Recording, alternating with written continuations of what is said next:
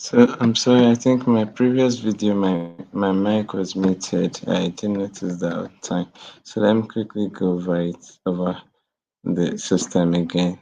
So I said this is just a review of the financial management system, the financial manager and the HR manager. We've actually gone through the project manager and asset manager in our previous video. Then after this final review, probably we could have a 2 hours meeting to review this and make some updates, more information that will be needed, more data that we need, so I can make necessary changes before completing this project totally. So I started with expenses. Expenses basically is for us to get record of our expenses, expenses the company is making, what the company is spending. So I said, yeah, we could, if I click on this add button, now it take us to where we can actually add expenses. And we can see every expense is linked to a project, and every project is linked to a client. The all everything, yeah, basically they're interrelated, the relationship between them, there's link in each one of them. And also we have well, we can also update our receipts. Yeah, update the receipts then, and that's all we have for the expenses. That's all we have for the expenses. uh yeah, we have the details of the expenses. Yeah. um okay, yeah, we have yeah, is where we have the receipt. I just uploaded this image. This is the image I could get on my system. So I went through a management system and I saw some more information that we could actually have on most of the tables I have here. So I'm going to use that template I saw online to also update my tables, so I can have much more information rather than what I have for now. But also in our review, also we can also give our point of view on basically the necessary informations that are needed. So we have the invoice. The invoice, now we generate invoice to send to our clients. So every invoice is attached to a project, and every project is attached to an invoice to a client. I mean, so we can generate invoice from here. Click on generate invoice to go to generate invoice. So we have the amount, date, project. Like I said, much more field to still be added. This is basically just the uh, the scaffold that I have ready for now. That's what we can have details. We can check details of an invoice. And here we have, these are the details we have for this invoice. And on these details also, we'd also send mails. We we can print, and we can also send mail. Once you click on this send mail, the projects, the clients that has this project is linked to a client. On the client table, we have an email address. This receipt, the way it is, would be sent to the client email address, so they will receive the receipt. So basically, this is all we have on our invoices. Then also we have our payroll. Yeah, we have our payroll. Payroll is for the employees. So how do we generate payrolls? Payrolls are generated from this button here. We have the generate payroll button. Once I click on this generate payroll, once the account manager clicks on generate payroll, immediately to let me ensure my mic is on. Okay, thank God. It's on.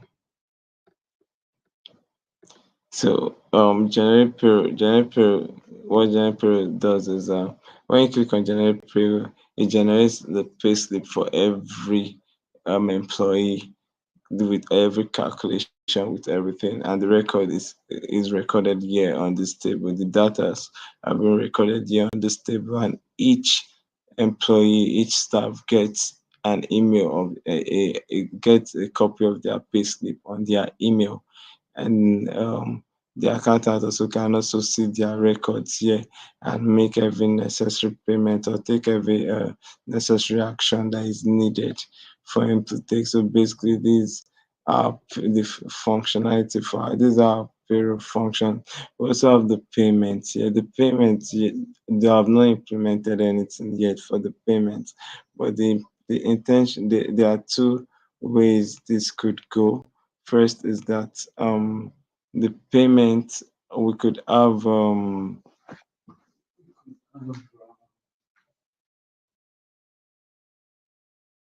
the payment we have two options.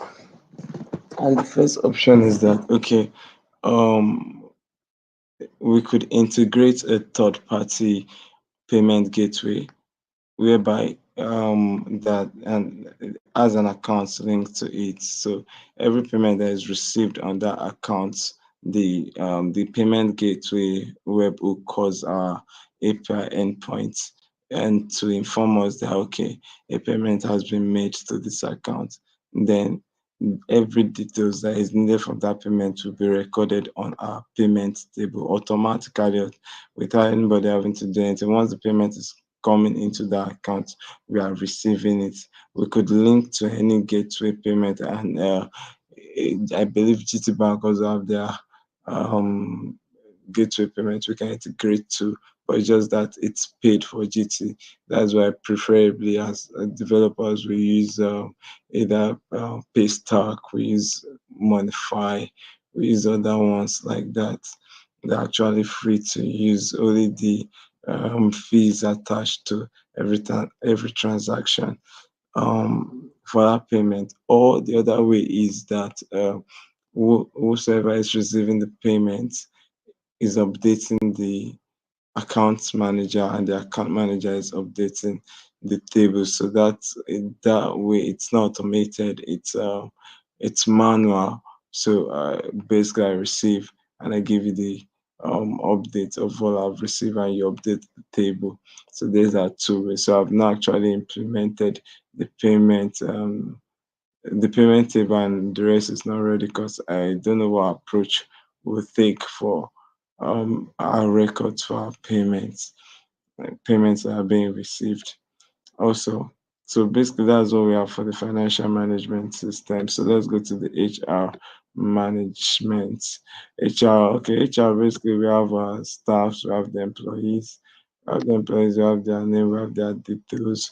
Like I said, I saw a template. I would also upgrade this to have more the necessary details that are needed from that management system that I got. I'll make updates on all this. And also we have our clients. This is where we have a list of every of our clients. Every of our client list will be here, and we can go have a view the details. We can edit, we can update, we can delete. Um, and so basically, that's what we have on our HRs. We also have the various departments. So basically, that's all for our HR system.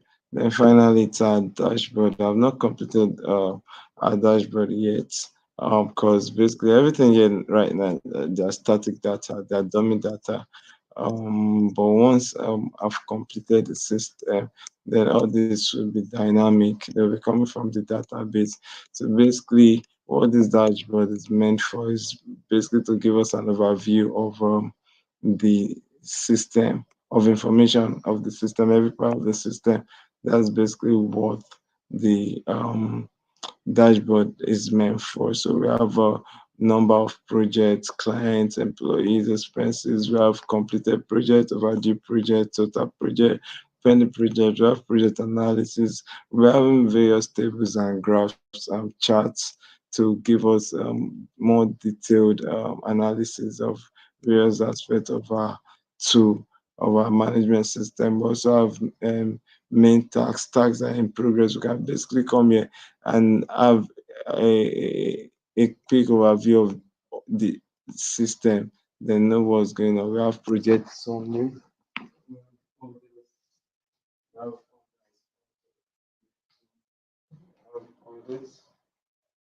Sorry.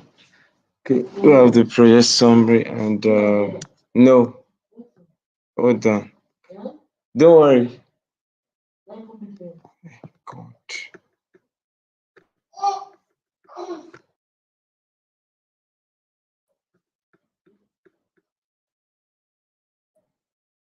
Sorry.